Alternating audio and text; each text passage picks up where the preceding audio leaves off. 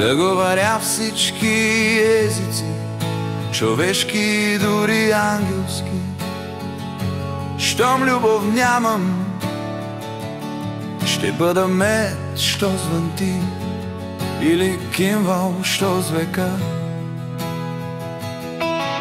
Да имам пророчески дар и да зная всички тайни, да имам пълно знание за всички неща и такава силна вяра, че да мога и планини да преместя.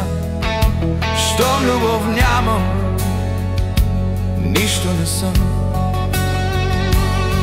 И да раздам всичкия си имот, да предам и тялото си на изгаряне.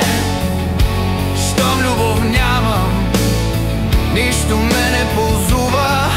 Любовта е дълготърпелива, пълна с благост. Любовта не завижда, любовта се не превъзнася, не се гордее.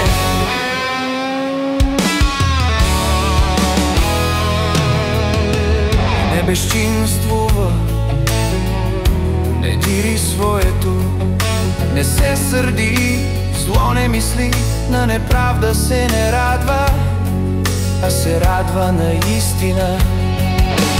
Всичко извинява, на всичко вярва, на всичко се надява, всичко претърпява. Любовта никога не отпада, а другите дарби, ако са пророчества, ще престанат. Ако са езици, ще замлъкнат, ако съзнание, ще изчезнат.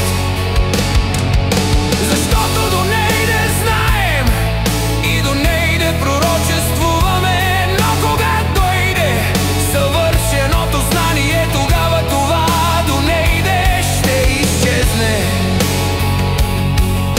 Когато бях младенец, като младенец говорех, като младенец мислех и като младенец разсъждавах, а като станах мъж, оставих младенческото.